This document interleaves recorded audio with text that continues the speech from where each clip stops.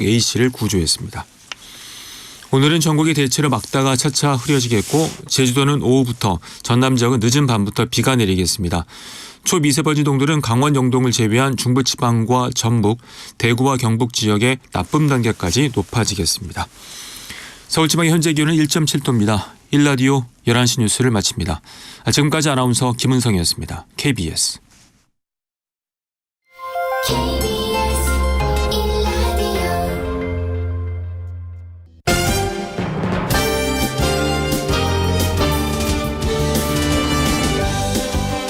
KBS 1라디오 신성원의 오늘 세계는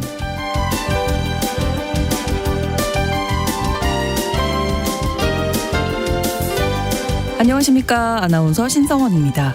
일본에는 우리나라의 시조처럼 정해진 글자에 맞춰서 풍자와 해악을 담아내는 센류라는 정형시가 있습니다. 매년 열리는 센류 공모전에는 10,000편이 넘는 작품이 도착할 정도라고 하는데요. 요즘엔 특히 노인들이 자신의 일상을 담아 창작한 실버 센류가 인기 많다고 합니다. 한 작품을 소개해드리면 이렇습니다. 손을 잡는다. 옛날에는 데이트, 지금은 부축. 환갑맞이한 아이돌을 보고 늙음을 깨닫는다. 이런 시인데요. 나이 드는 것을 유쾌하게 받아들이는 작품에 왠지 공감이 되기도 하고 짠하기도 합니다. 우리나라도 이제 곧 초고령 사회에 진입할 텐데요. 나이 드는 것에 대한 고찰과 해악이 우리에게도 필요할 것 같습니다. 오늘 아침 전해진 국제사회 뉴스 잠시 후 오늘의 헤드라인 뉴스로 정리해드리고요. 통신원 취재수첩에서는 미국 시카고 통신원 연결해서 100년의 징역형을 받고 복역했던 한인 앤드류 서의 석방 소식과 사연을 전해드립니다.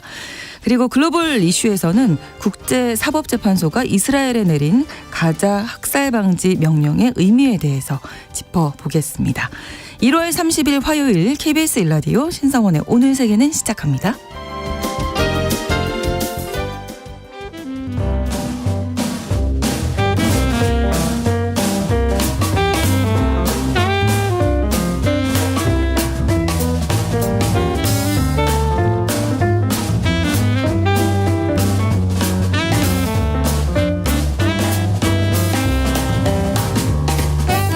신성원의 오늘 세계는 청취자 여러분과 함께 소통하며 만들어갑니다.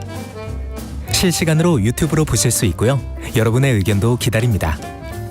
짧은 문자 50원, 긴 문자 100원이 드는 샵 9730. 라디오와 콩 앱으로 많은 의견 보내주십시오.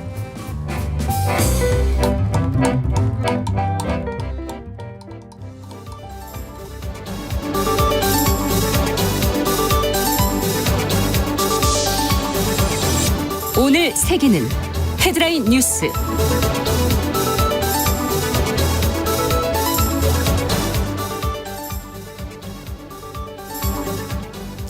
이스라엘이 팔레스타인 무장정파 하마스의 전투력이 크게 위축됐다고 밝혔습니다.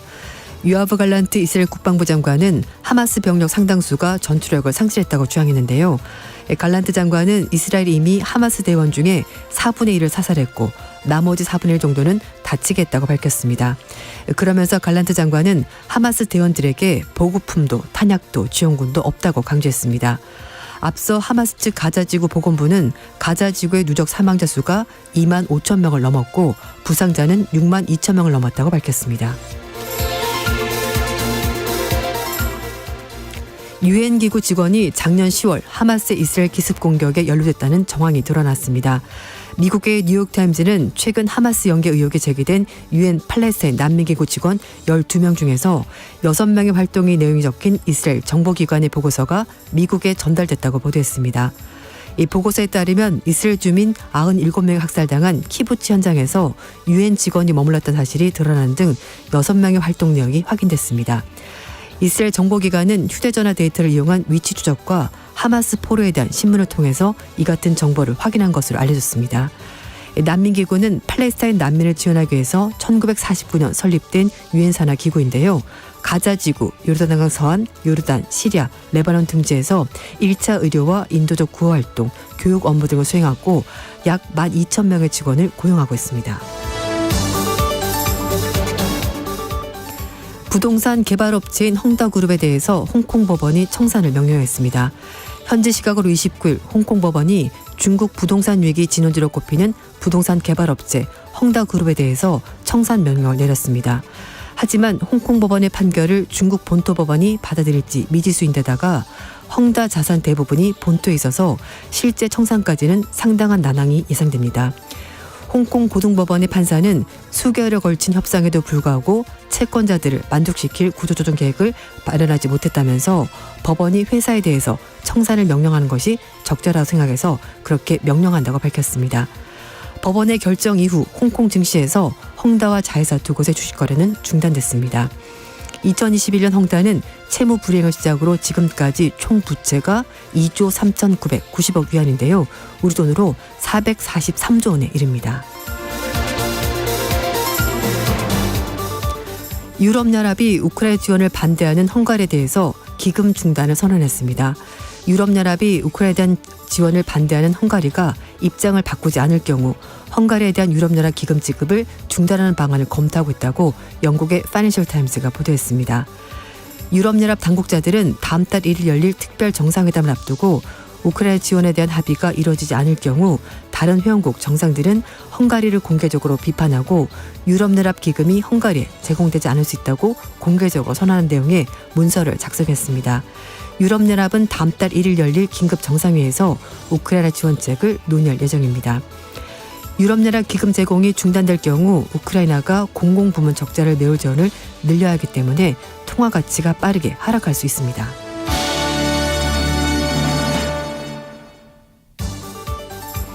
블라디미르 푸틴 러시아 대통령이 대선 후보로 공식 등록했습니다. 러시아 중앙선거관리위원회는 푸틴 러시아 대통령이 오는 3월 15일부터 17일까지 치러지는 대통령 선거 후보로 공식 등록했다고 밝혔습니다. 선관위는 푸틴의 선거운동으로 수집된 31만 5천여 명의 서명을 검토한 후 공식적으로 선거운동을 승인했는데요. 푸틴 대통령은 이번 대선에서 무소속으로 출마했고 집권 여당인 통합 러시아당의 각 지역 조직과 친크렘린계 외곽 정치 조직인 전 러시아 국민전선이 푸틴 대통령 출마를 지지하는 서명을 모았습니다. 이번 대선 투표에서 푸틴 대통령은 6년 임기를 더 수행할 것으로 거의 확실시되고 있습니다. 유네스코 유산으로 지정된 아르헨티나 공원에서 산불이 발생했습니다. 수령이 수천 년 이를 정도로 오래된 나무들로 가득한 로스 알레르세스 공원에서 산불이 발생해 당국이 진화의 안간힘을 쓰고 있습니다. 지난 주말 파타고니아 북부에 위치한 로스 알레르세스 공원에서 산불이 발생해 10제곱킬로미터 산림이 소실되거나 그른 피해를 당한 것으로 추정되는데요. 주정부는 이번 화재가 방화로 추정을 하고 있습니다. 이 파타고니아 현재 기온이 최대 40도까지 오르는 한여름인데요. 오는 4월까지 화재 위험으로 인해서 2개 주의 각종 주의보가 발령됐습니다. 멸종 위기에 처한 수많은 동식물이 서식하고 있는 로스 알레르세스 공원은 2017년 유네스코 세계 자연유산으로 등재됐습니다. KBS 일라디오 신성원의 오늘 세계는 오늘의 헤드라인 뉴스로 시작했습니다. 조윤주 외신캐스터가 수고해 주셨고요. 자, 이번에는 키워드로 뽑은 국제사회 소식 함께 살펴볼 텐데요. 첫 번째 키워드가 이제는 좀 제발 그만합시다. 이만하면 충분합니다. Enough is enough라고 돼 있어요. 좀 사실 이 얘기는 지긋지긋할 때. 그렇죠. 이제 그만합시다. 됐습니다. 맞아요. 네. 이제 그런 의미인데요. 앞에 제가 그 헝다그룹 네, 말씀을 네. 드렸는데요. 홍콩 법원이 이 헝다그룹에 대해서 청산 명령을 내렸습니다. 세계에서 가장 많은 빚을 진 부동산 개발업체라고 하는데요. 예. 채권자들의 청원을 승인하면서 이제 회사 빚 정리하고 끝내자 이제 이렇게 결론이 난 건데요. 문제는 홍콩 법원이 판결했기 때문에 중국 법원이 이 판결을 인정하는 여부가 청산의 관건이 될 것으로 보입니다. 네. 로이터 통신은 홍콩 고등법원의 린다 찬 판사가 Enough is enough 이렇게 말했다고 보도했는데요. 네. 찬 판사는 실행 가능한 구조조정 계획을 다 제시를 했고 이제 여러 가지 다 노력했음에도 불구하고 너무 시간이 오래 끌었다라고 말하면서 이제 얘기를 한 건데 이 법원 청산 명령 후에 홍콩 증시에서 헝다그룹 주식은 거래가 중단됐고요. 뭐 20% 넘게 하락하게 됐습니다. 네. 자, 충분하다. 이만하면 이제 충분합니다라고 네. 판사가 직접 이야기한 이유가 있겠죠? 네, 맞습니다. 이번 소송은 2022년 6월 달에 톱샤인 글로벌이 헝다에 투자한 8억 6,250만 홍콩 달러 우리 돈으로 1,475억 원을 회수하기위해서 소송을 제기했고요. 이 소송 다음에 다른 채권자들도 연이어 소송을 제기했습니다. 헝다그룹은 그동안에 채권자와 당국의 설득 작업을 벌이면서 네. 청산 심리를 무려 7차례 연장하면서 시간을 오. 계속 끌었습니다. 그래서 찬 판사가 이 청산 소송 심리가 1년 반 동안 이어졌지만 헝다가 여전히 구체적인 조정안을 내놓지 못하고 있다면서 법원이 이만하면 충분하다 이렇게 말할 때가 왔다고 생각한다라고 말했습니다. 그러니까 더 이상 시간 끌어봤자 방법이 없을 것 같다. 회생 가능성이 보이지 않는다. 네. 이렇게 그리고 판단한 이제 거죠. 네. 채권단이 만족할 만한 그 방안도 내놓지 못하고 있는 그렇죠. 상황이고요. 그래서 일단 임시 청산인은 헝다 경영권을 인수하고요. 부채 구조조정 협상과 자산 통제 등의 문제를 처리하게 됩니다. 채권자들이 임시 청산인에게 헝다에 대해서 채권 증명서 제출한다고 하는데요. 네. 이 홍콩의 사우차나 모닝포스는 헝다 자산 대부분이 중국 본토에 있기 때문에 홍콩 법원의 명령을 좀 관할권을 떠난 부분이 있다라고 설명을 하고 있습니다. 네. 그러면서 2022년 연간 보고서를 보면 헝다는 완공의 임박부터 건설 중인 프로젝트까지 다양한 단계 프로젝트 1,200개를 진행하고 있다고 밝혔습니다. 그러니까 소위 말해서 문어발 사업을 하는 거죠. 그러네요. 1,200개나 되는 네. 프로젝트가 있다고 하니까. 저 그러면 앞으로 어떻게 진행이 될까요? 일단 헝다가 이 홍콩 법원 명령에 대해서 이의를 제기할 수 있다고 합니다. 그럼 네. 시간이 또 길어지게 될 텐데 그렇게요. 샤온 헝다그룹 집행총재는 홍콩 법원 결정에 대해서 앞으로 그룹이 어려움과 문제에 맞서서 모든 합법적인 조치도 취할 것이고 국내 채권자들의 합법적인 권익을 보장한다는 것 전제로 해서 정상적인 경영을 점진적으로 하겠다라고 밝혔습니다. 그러면서 적극적으로 채권단과 소통을 해서 법에 따라서 청산인과 협력해서 관련 절차를 잘 진행하고 채무 해결 잘하겠다라고 밝혔습니다. AP통신은 해당 청산 명령이 중국 본토에서 헝다의 방대한 사업을 어떻게 정리할지는 불분명한 상황이고 네. 홍콩은 갈수록 중국 본토의 영향을 많이 받고 있기 때문에 이번 판결로 헝다가 바로 움직일지는 잘 모르겠다. 시험대가 될 것 같다. 이렇게 얘기를 하고 있습니다. 이 헝다를 시작으로 다른 중국의 부동산 개발 업체들도 연쇄 디폴트를 선언하면서 네. 중국 경제 25% 차지하는 부동산 시장 침체 늪에 빠져 있습니다. 그렇군요. 이게 걱정이네요. 혹시 또 네. 다른 나라에 영향을 주지 않을까 이런 것도 걱정되긴 합니다. 그렇습니다. 헝다그룹 이야기 먼저 말씀해 주셨고요. 두 번째 키워드가 네가 왜 거기서 나와는 이거 노래 제목인데 제가 노래 부를 뻔했네요. 네. 사실 이게 좀 웃을 일이 아니긴 한데 예. 맞아요. 이제 앞에 제가 유엔 난민 구호기구 직원들이 이 그러니까요. 하마스의 이스라엘 공습에 연루가 됐다라는 소식을 전해드렸는데요. 네. 이 월스트저널은 최근에 하마스 연계 의혹이 제기된 난민기구 직원 12명 중에서 6명의 활동이 담긴 이스라엘 정보기관 보고서가 확인이 됐다고 밝혔습니다. 직원 중에 2명은 이스라엘 주민 납치하는 것을 도와줬다고 하고요. 네. 그리고 또 다른 직원 2명은 이스라엘 주민 수십 명이 총에 맞아 숨진 현장에 그대로 있었다고 합니다. 그리고 나머지 2명은 이스라엘에 대한 기습 공격에 사용된 무기 등 보급품을 조달한 데 관여했다고 합니다.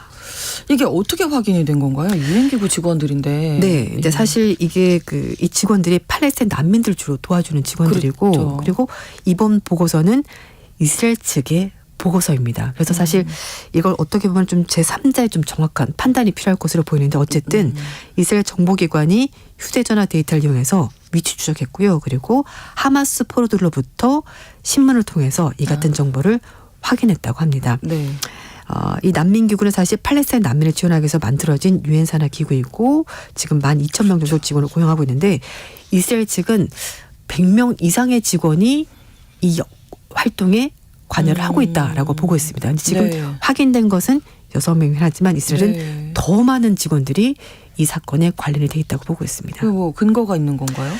일단 지금 10% 정도가 이제 관련될 것으로 보고 있다고 하는데요. 네. 이 남성 직원 중에서는 하마스와 연결된 직원 비율이 23%이고 또 사실 이 사람들이 이래저래 친척들과 연결고리가 있다고 합니다. 그렇기 때문에 네네. 아무래도 좀 관여도가 높다라고 보는 것이고요. 또 최근에 이스라엘이 미국 측에 보고서 전달하면서 또 미국 시작으로 해서 미국뿐만 아니라 뭐 캐나다, 영국, 프랑스, 호주, 핀란드 이런 나라들도 유엔 난민기구 여기에 대해서 지원을 중단하겠다라고 밝혔습니다. 그러니까 네. 아예 근거가 없는 건 아닌 것으로 보이는데요. 이스라엘은 난민기구에 지원되는 자금, 구호품이 가자 지구 주민이 아니라 하마스 대원들에게 흘러갈 수 있다면서 의심의 눈초리를 계속 보내고 있습니다. 네, 이게 이스라엘 측의 보고서이기 때문에 네, 조금 좀 객관적인 해봐야 될 것 같고요. 네. 알겠습니다. 세 번째 키워드는 중국 대신 나는 어때라고 어떤 국가가 이야기했을까요? 네.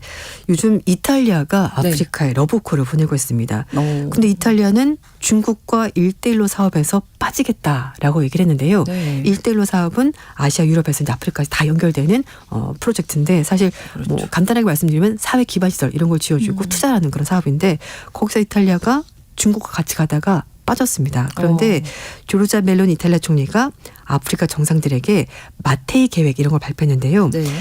이탈리아와 아프리카 정상회의 개막에 연설해서 멜로니 총리가 아프리카 대륙에 무려 55억 유로 8조 원 이상을 투자하겠다라고 밝혔습니다. 네. 이 아프리카 외교 전략인 마테이 계획은 이탈리아 국영 에너지 기업인 에니 초대 회장인 엔리코 마테이 이름을 따서 진행을 하는 건데요.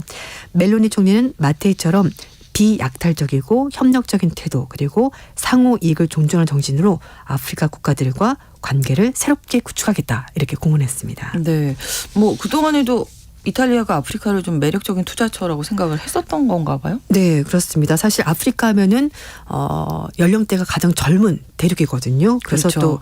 또 굉장히 성장 가능성이 높은 곳인데 문제가 또 하나 있었습니다. 사실 아프리카 사람들은 또 좀 더 나은 환경을 찾으면서 유럽으로 건너고 있거든요. 네, 그래서 네. 유럽에서는 그 아프리카 난민들, 이주민들을 좀 차단하려고 하는 그런 노력들이 있고 특히 지중해에서 건너서 오다 보면은 이탈리아 가장 먼저 도착하거든요. 네, 그러니까 사실 네. 거기에 많은 이주민들이 있습니다. 그래서 이런 문제를 해결하기 위해서 차라리 아프리카 국가들과 협력하는 것이 좋겠다라고 판단했고요. 그리고 러시아, 우크라이나 침공 때문에 에너지 수급 불안정을 직접 모든 나라들이 목격을 했고 그래서 아프리카 국가는 자원이 풍부한 곳이거든요. 그래서 아프리카 국가들과 협력하는 것도 필요하겠다 이런 판단을 한 것으로 보입니다. 그래서 네.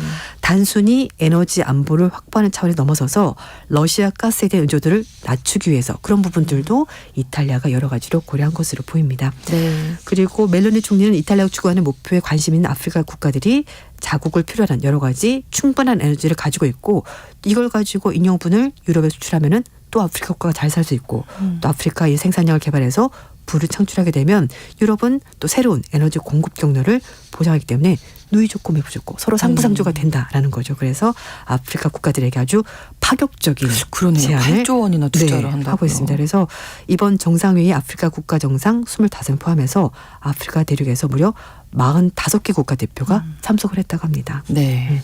자, 네 번째 키워드는 압수수색 영장에 예외는 없습니다. 네. 제가 사실 이거를 부전자전 할까 하다가 아니 이렇게 좋은 소식도 아닌데 뭐 이렇게 조금 예, 부전자전까지 낮춰서. 부전자전까지 그래서 이제 압수수색 영장 얘기를 하는데요. 네. 보소나루 전 대통령의 아들인 카를로스 보소나루 그 시의원이 네, 브라질 얘기네요. 네. 자택과 사무실에 대해서 압수수색을 당했습니다. 오.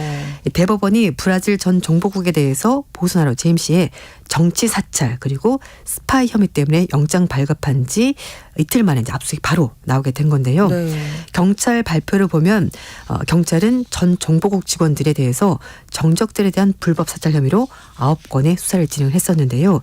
이들이 2022년 12월 달에 보소나루 대통령 임기가 끝날 때 네. 스파이 활동했다고 합니다. 그러니까 대통령을 위해서 사적으로 움직인 겁니다.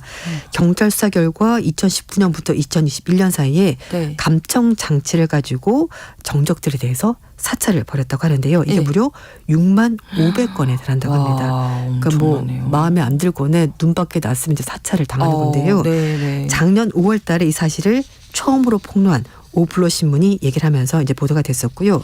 보소나루 대통령 재임 당시 정보국장이었던 알렉산드르 하마겜의 사조직 AIBN이 이스라엘 회사 개발한 퍼스트 스마일 이런 그 감청자 시스템을 통해서 목표 인물 그리고 공공기관 사찰했고요. 그걸 토대로 해서 가짜 뉴스를 만들어서 정적들에게 피해를 줬다는 겁니다. 네. 근데 여기에도 아들이 관련이 됐던 걸 드러나면서 결국 아들까지 압수수색을 받게 된 겁니다. 그래서 부전자전이었군요. 네, 맞습니다.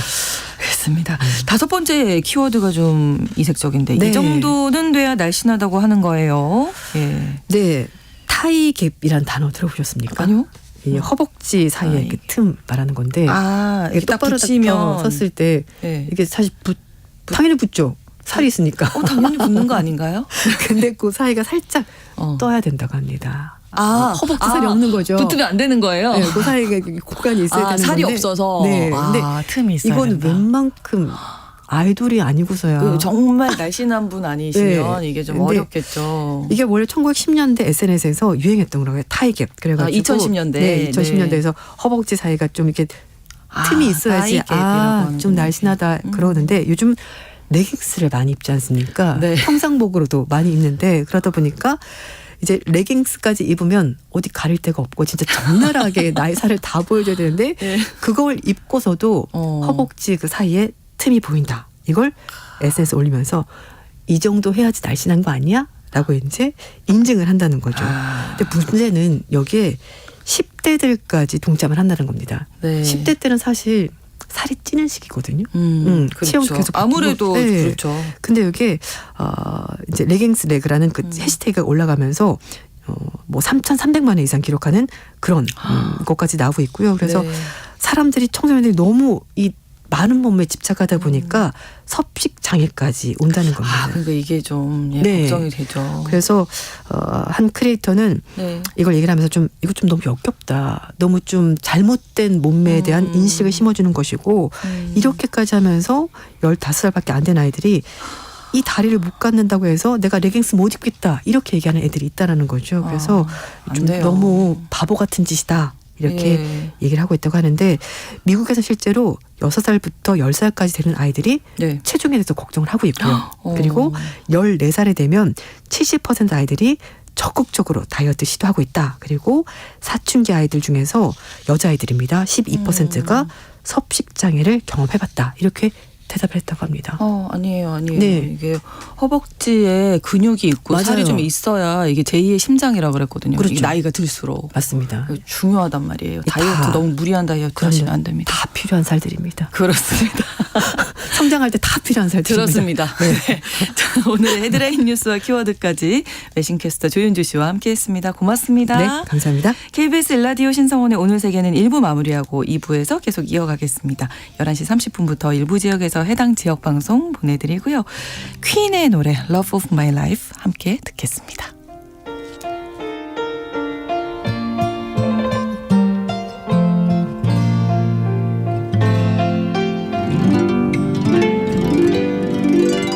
Love of my life, you've hurt me, you've broken my heart, and now you leave me. Love of my life, can't you see? Bring it back,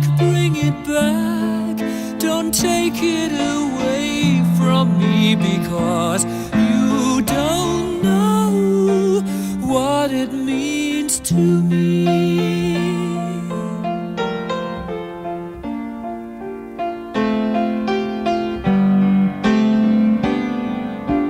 Love of my life, don't leave me. You've taken my love and now desert me. Love of my life, can't you see?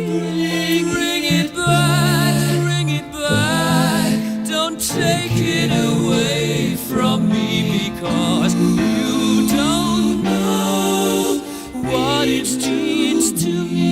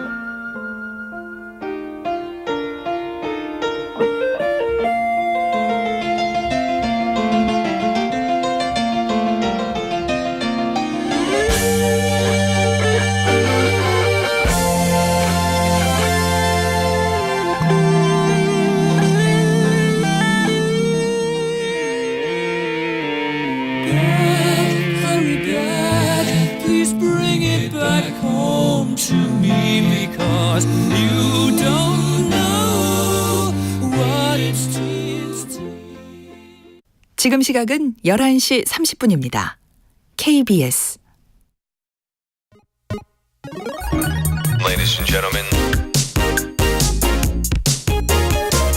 국제사회의 다양한 뉴스를 한눈에 KBS 1라디오 신성원의 오늘 세계는 세계를 바로 보는 최소한의 투자입니다.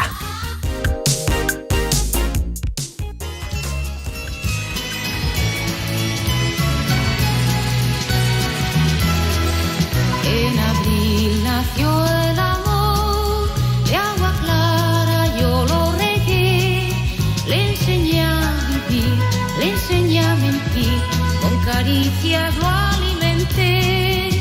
El amor nació en abril y el otoño se lo llevó, solo fue tal vez un trozo de ayer y un te quiero de papel.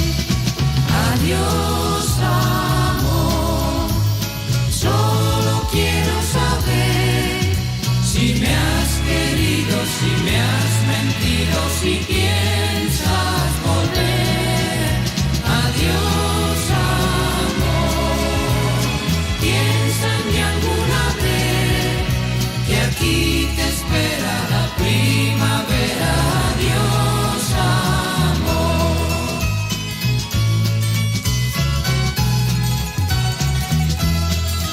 Hoy mi amor es un papel con palabras y sin firmar, un mensaje azul, un poco de luz, pero solo un papel. En abril nació el amor y la brisa se lo llevó, como niño amor, como hombre amor, como flor se marchitó. Adiós amor, solo quiero saber si me has querido, si me has mentido, si piensas volver. Adiós amor, piensa en mí alguna vez, que aquí te espera la primavera. Adiós amor. El amor nació en abril y el otoño se lo llevó, solo fue tal vez un trozo de ayer y un te quiero de papel. Adiós amor, solo quiero saber si me has querido, si me has mentido, si piensas volver. Adiós amor, piensa en mí alguna vez, que aquí te espera la primavera. Adiós amor, adiós amor. 모세다데스의 아디오스 아모르로 KBS 라디오 신성원의 오늘 세계는 2부 문을 열었습니다. 신성원의 오늘 세계는 청취자 여러분과 함께 소통하면서 만들어갑니다. 실시간으로 유튜브 통해서 생방송 보실 수 있고요. 여러분의 의견도 기다리고 있습니다. 짧은 문자 50원, 긴 문자 100원이 드는 샵 9730, 우물정 9730번으로 의견 보내실 수 있고요. 라디오 콩 앱으로도 많이 참여해 주시기 바랍니다.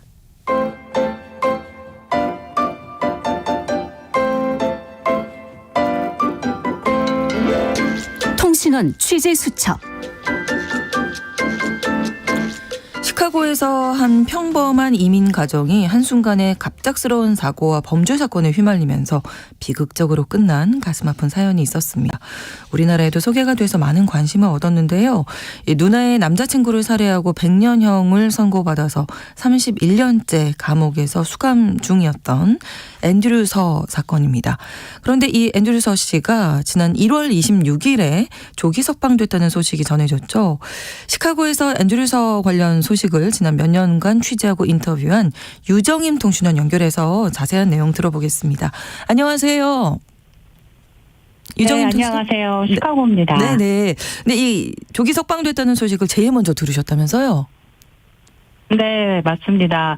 앤드류서의 양아버지인 김한철 선생님을 통해서요, 앤드류서의 소식을 들었고요. 시카고 한인사회에 알려오고 제가 있었는데요. 그러다가 네. 지난 26일 새벽 갑자기 김한철 선생님으로부터 연락을 받았습니다.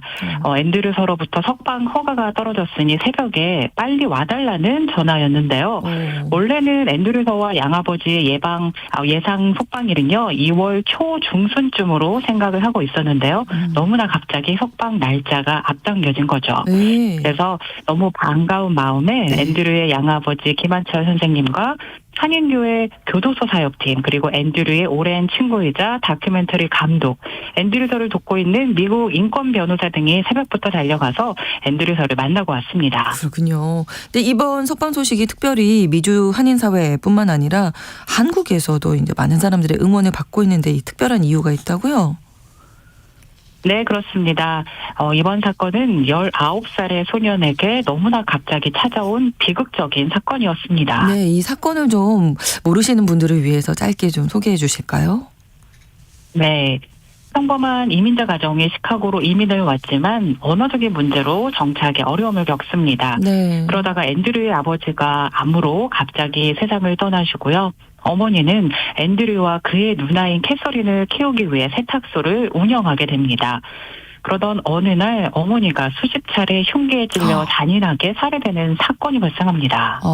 그렇군요. 네, 사건 당시 용의자로 앤드류의 누나인 캐서린과 누나의 남자친구였던 로버트 우드베인이 용의선상에 올랐지만 네. 둘의 거짓 알리바이로 용의선상에서는 벗어납니다.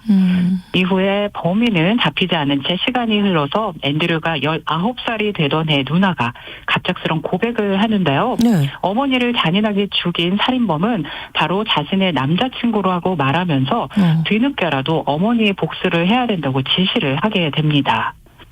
19살의 앤드류는요, 아버지의 죽음과 어머니의 죽음, 그리고 하나 남은 혈육이었던 누나를 의지하면서 지내온 터라 그렇죠. 누나의 제안을 거절할 수 없었던 상황에서 결국 어머니의 복수를 위해 그 제안을 받아들인 것입니다. 누나가 이렇게 시켰다는 것도 좀 믿을 수 없는데 범인이 아직 잡히지 않았는데 그 살인범이 네. 사실 앤드류의 누나다 뭐 이런 얘기도 있다면서요. 네, 앤드류서가요 한 다큐멘터리 촬영 중 인터뷰를 하면서 네. 생각해보면 범인이 누나인 것 같다는 증언을 합니다. 어머니가 살해되고 누나가 보험금을 수령했다고 말했는데요.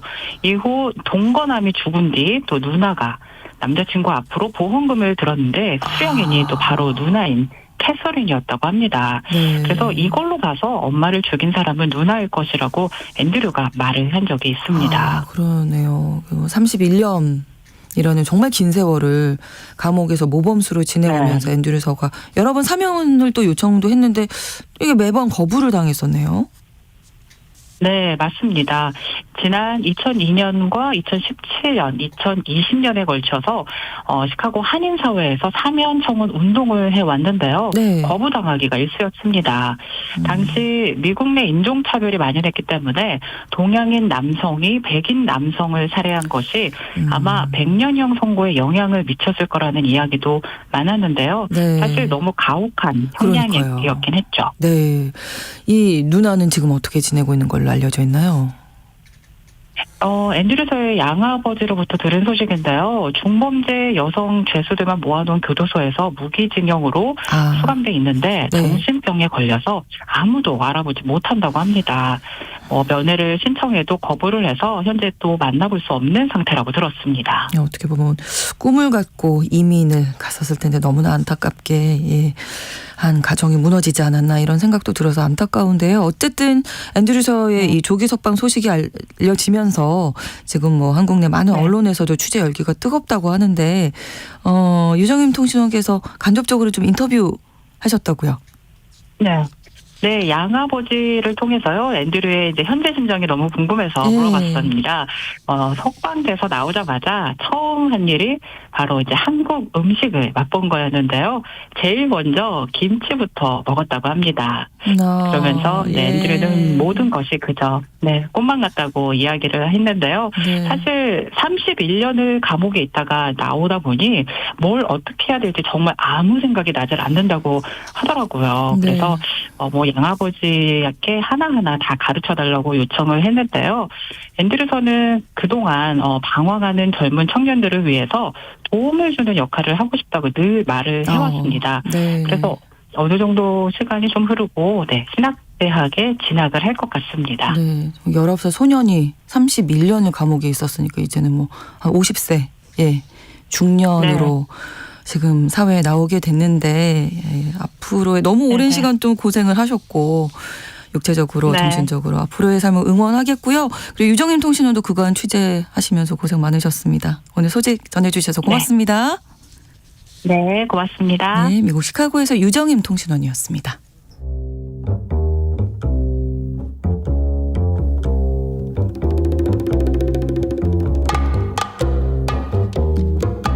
세계를 알면 우리가 보입니다. KBS 1라디오 신성원의 오늘 세계는 글로벌 배송으로 빠르게 찾아갑니다.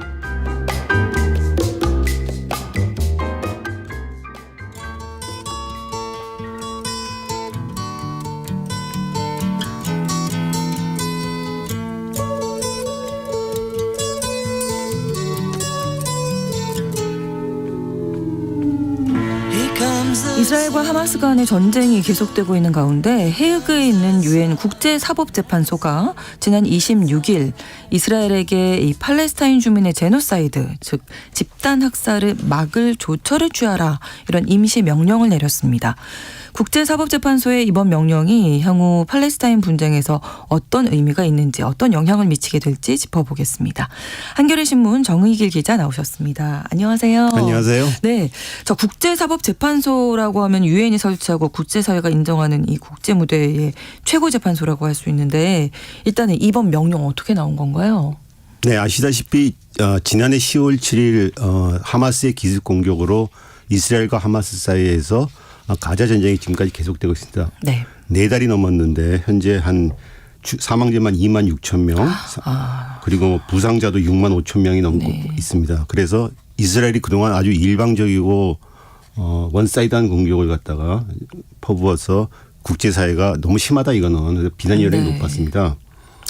그래서 이제 이 비난이 높아지니까 남아공이 지난해 12월 29일 날 이스라엘이 가자 전쟁을 하면서 1948년에 체결됐던 국제조약인 제노사이드 협정을 위배하고 있다.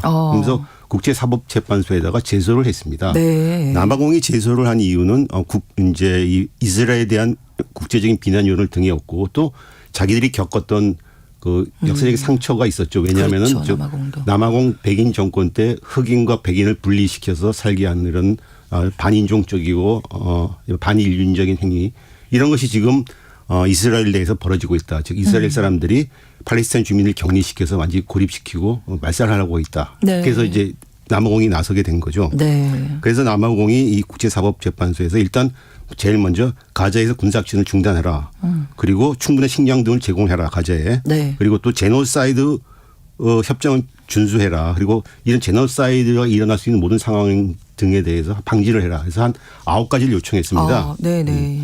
그래서 그런데 이 이제 재판소가 그 중에서 이제 물론 제일 중요했던 군사작전을 중단하라. 중지하는 것. 네. 이것만 빼놓고는 대부분의 그 남아공이 요청했던 걸 받아들였습니다. 그래서 6개항의 임시 명령을 내린 거죠. 네. 구체적인 내용을 좀 살펴볼까요? 네. 네. 그래서 재판소가 내렸던 얘기는 이제 임시 명령은 이스라엘에게 제노사이드 즉 집단 학살을 방지하고 가자 지구 주민의 인도적 상황을 개선할 조치를 취하라는 것이 핵심 내용입니다. 그 6개 사항을 좀 구체로 보면은 그 첫째는 1948년 제노사이드 협정의 2주에 명기된 행위를 방지해라. 그리고 두 번째는 이스라엘 군이 이런 행동을 범하지 않도록 확실하게 해라. 뭐 이런 얘기들. 그리고 또 이스라엘이 이번 판결 한 달 내로 어떤 조치를 취했는지 보고서를 내라. 그리고 또 그 제노사이드 선동한 사람들을 막고 또 선동에 대해서 처벌을 해라. 그리고 아까 말했던 가자에 대해서 기본적인 서비스 지원을 해라. 이렇게 명령을 내렸습니다. 네.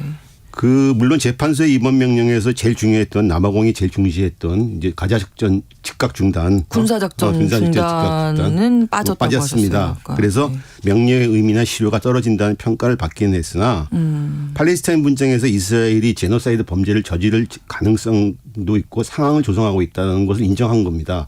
이건 상당히 의미 있는 그거죠. 또 이번 명령은 어디까지 임시 명령입니다. 이거 네. 쉽게 얘기해서 가처분 같은 거죠. 본안 심리가 남아 있습니다. 앞으로. 네. 물론 몇 년이 걸리겠지만 그래서 아직도 이제 사안은 본안 심리 진행 중이라고 할 수 있죠. 그렇군요. 그래도 그 남아공이 지금 12월 29일에 제소를 했으니까 한 달도 채 안 된 그렇죠. 시점에서 이제 임시 명령이지만 네, 네. 어떤 결과가 나온 건데 이 제노사이드 협정에 근거한다 이렇게 밝혔는데 이 협정에 대해서 좀 설명해 주실까요? 제노사이드란 말 자체가 영어인데 뭐 그대로 해석하면 대량 학살, 뭐 집단 그렇죠. 학살 이런 뜻이겠죠.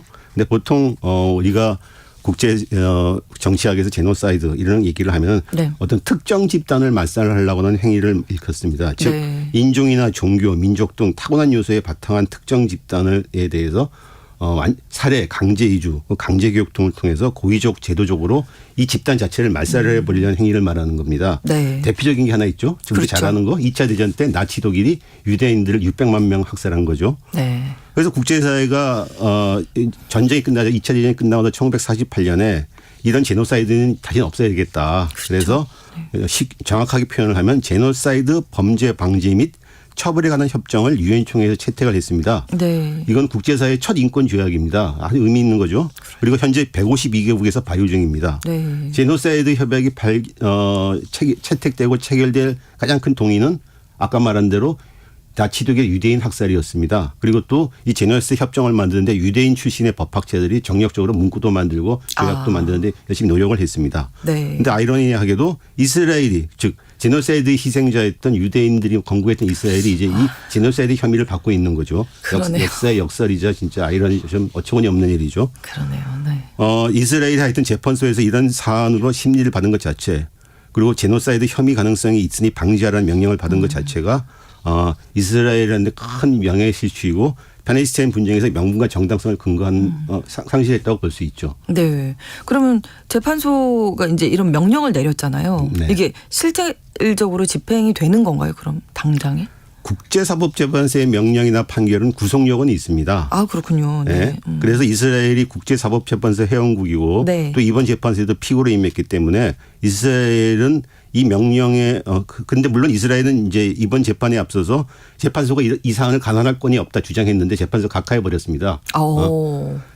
그래서 어쨌든 이제 이스라엘 집행할 의무가 있습니다. 근데 의무는 문제는 있군요. 네. 근데 문제는 국제사법재판소가 이를 강제할 집행 수단은 없습니다. 그러니까요. 그래서 이번 재판에서 가장 핵심적인 구체적인 사항인 가자지구에서 군사작전 중단도 들어가지 않았습니다.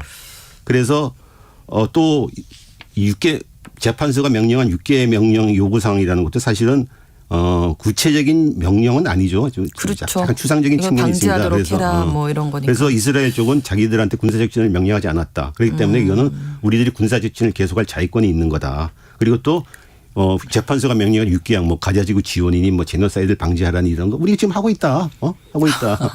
이렇게 얘기를 하고 있는 거죠. 네. 그래서 그리고 또 제노사이드를 그 선동을 막고 처벌해라, 선동자를 처벌해라. 우리 하고 있다. 하고 있느지 않은 지 기준이 애매모호하니까요. 그렇죠. 그래서 단 국제사법재판소는 자기들이 강제 집행 수단이 없기 때문에 이걸 담보하긴 하는 방법으로 유엔 안보리가 관련 결의안을 채택을 한다면은 자기네의 그 재판 명령과 판결을 집행할 수단은 있습니다. 그래서 이제 그런 조항은 있죠. 네, 그러면 안보리에서 이런 결의안을 채택하려는 움직임은 있습니까? 네, 있습니다. 이미 알제리가 재판소 명령이 나오자 유엔 안보리가 관련 결의안을 채택해야 된다고 요구를 했습니다. 그래서 네. 오늘 31일 날, 30내일이군요. 내일이네요. 네. 국제사법재판소 임시명령에 가서 논의를 합니다. 즉 결의안을 채택하려고 하는 거죠. 이게 참 이렇게 되면 이제 이스라엘이나 이스라엘을 적극적으로 지지했던 미국 등 서방 국가들의 입장이 참 난처하게 됩니다. 네. 재판소 결정의 취지대로 안보리 결의안이 추진된다면은 이스라엘뿐만 아니라 가자 전쟁은 이스라엘이 자위권이라고 적극 지지해왔던 미국 등 서방 등이 큰 딜레마인데 그 명령의 취지대로라면 가자에서 이스라엘 군사작전을 제재할 결의안이 채택돼야 합니다. 사실상 구체적이기 그렇죠. 때문에. 근데 이걸 갖다가 지금 거부권을 가진 안보리 상임위에서 거부권 미국이나 프랑스, 영국 등이 과연 순순히 수용할지는 지지를 의문입니다. 할 것인가. 예. 네. 예를 들어서 지난 1954년부터 작년까지 유엔 안보리에서 팔레스타인과 관련한 결의안이 한 36번이나 있었는데 여러 차례 있었는데 여러 그중에서 차례 있었고 그중에서 거부권이 한 예. 36번이 행사가 됐는데 네. 그중 34번을 갖다가 미국이 행사한 겁니다. 즉 이스라엘이 불리한 사안에 대해서 미국이 다 거부권을 행사해 버린 좀 거죠. 어떻게 보면 막아준 거죠. 그렇죠. 이스라엘이. 아니 미국이. 네. 그러니까 좀 예를 들어서 팔레스타인 독립국가를 건설해야 된다. 뭐 팔레스타인의 자치권이 네, 있다. 네. 이런 거에 대해서 다 미국이 결의안을 나오는 건 다 거부를 한 거죠. 그럼 이번에도 아무래도 좀 미국이 좀. 그렇죠. 이제 미국이 그럴 가능성이 상당히 높죠. 네. 그런데 이럴 경우에는 미국이 이중잣대를 들이댄다고 하는 비난을 피할 수가 없게 됩니다. 예를 들어서 국제사법재판소가 우크라이나 전쟁이 발발하자마자 2022년에 그걸 해서 러시아는 즉각 군사작전을 중단하라는 임시 명령을 내렸습니다. 그렇죠. 근데 여기 대해서 물론 러시아는 이제 이행하지 않고 있죠. 그래서 그것 때문에 미국이 계속 미국이나 서방 국가들이 러시아를 비난하고 있는데 물론 국제사법재판소가 이번에 이스라엘에 대해서 군사작전 중단하는 명령 안 냈죠. 그걸 비슷한 취지로 내렸습니다. 그래서 네. 좋다고 관련 개인을 채택하지 않았는데 미국이 지금 거부한다면 니네는 우크라이나 전쟁에서는 그러고 왜 팔레스타인 이쪽에서는 그러고 이쪽에서는 다른 잣대를 들이대냐. 이미 그렇죠. 그런 걸 지적하는 목소리들이 미국 내 특히 이스라엘 내 유럽 내에서 많이 일고 있죠. 네. 자, 그러면 이 국제사법재판소에 어쨌든 임시 명령이지만 판결이 나왔는데 실질적으로 어떤 영향력을 미칠 가능성이 크지는 않다. 지금 현재로서는. 현실적으로는 그렇게 봐야 되겠죠. 네. 일단 미국이나 이스라엘이 이번 명령에 대해서 노골적으로 거부하거나 또는 제 눈에 물대기식으로 해석하고 있습니다. 예를 들어서 베냐민 네타냐후 이스라엘 총리가 네. 다른 모든 나라와 마찬가지로 이스라엘은 기본적인 방어권이 있다. 그런데 헤이그 법정이 군사작전 중지를 요구하지 않았다. 그러니까 이건 우리를 인정한 거다. 이렇게 하고 집단 학살 혐의를 주장한 건 터무니없다. 우리는 국가를 방어하고 국민을 지키기 위해 필요한 일을 계속하겠다. 이렇게 반발했습니다. 또 네. 미국도 백악관 국가안보회의의 존 커비 대변인이 우리는 이스라엘이 테러리스트 공격에 방어할 권리가 있고 민간인 피해를 최소화하고 인도적 지원을 받을 수 있도록 도와야 할 의무가 있다고 계속 밝혀왔다. 네. 근데 재판소 판결이 그런 거 아니냐. 그 재판소 명령대로 행동해 왔다 우리가 네, 지금. 네, 네. 그러니까 그리고 또 이스라엘이 군사적인 집단 학살이 아니라는데 재판소도 그렇게 판결한 게 아니지 않느냐. 그러니까 쉽게 제 눈에 물대기로 다 해석을 하면서 달라질 게 별로 없는 거다. 이렇게 반응을 하고 있는 거죠. 네. 어쨌든 국제사회 최고재판소가 결정을 내린 건데 좀 자꾸 이런 반응이면 허탈하지 않겠습니까? 맞습니다. 그렇지만 이번 판결이 의미가 폄하할 수는 없습니다. 네. 여태까지 아마 이번 재판소의 결정은 국제사법재판 역사상 아마 가장 의미 있는 결정으로 평가될 수 있습니다. 왜냐? 즉 국제사법재판소는 그동안 국가 간의 권리나 이런 것들에서 약간 추상적인 문제에 대해서 많이 다뤘고 이 분쟁이나 이런 문제에 대해서 정면을 다루지 않고 잘 그렇죠. 회피해 왔습니다. 네, 도망다녔습니다. 그런데 네. 이번에 전후 국제사에서 가장 고질적이고 오래되고 골치 아픈 팔레스타인 분쟁이라는 걸 회피하지 않고 결정을 내려준 겁니다. 무엇인가 이제 결정을 내렸다는데. 내릴 겁니다. 네. 그 자체만으로 큰 의미가 있는 거죠.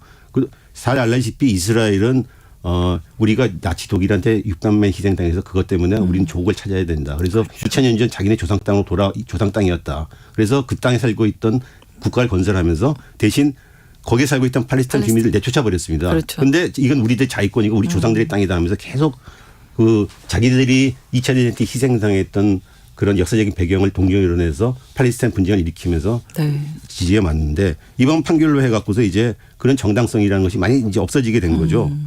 그래서 미국의 뉴욕타임이나 영국의 가디언들 그리고 서방의 주요 언론들도 이번 결정이 일반적인 법 상식에 부합된다. 그러면 그렇지만은 전후 분쟁에서 큰 의의가 있다 이렇게 평가를 하고 있습니다. 네. 심지어 이번 판결에 판사 17명 중에 이스라엘 측 판사도 1명 들어갔었는데 아하론 바라크라고 하는 분이신데 네. 이분도 제노사이드 주장에는 타당성이 없지만은 제노사이드 선동 방지와 인도적 상황 개선 등 이런 거에 대해서는 다 찬성표를 많이 던져줬습니다. 그러니까 이스라엘 내에서도 그런 여론이 있는 거죠. 그렇죠. 하여튼 이렇게 재판 자체가 성립되고 그런 것 자체 의미가 있다고 보여지는 거죠. 큰 의미는 있는데 이제 앞으로 어떻게 될지는 좀 저희가 같이 지켜보도록 하겠습니다. 글로벌 이슈 코너 한겨레 신문 정의길 기자와 함께했습니다. 오늘 고맙습니다. 감사합니다. 오늘 방송 마무리하면서 나이도의 땡큐 전해드립니다. 신성원의 오늘 세계는 마치겠습니다. 저는 내일 다시 뵙겠습니다. 고맙습니다. 감사합니다.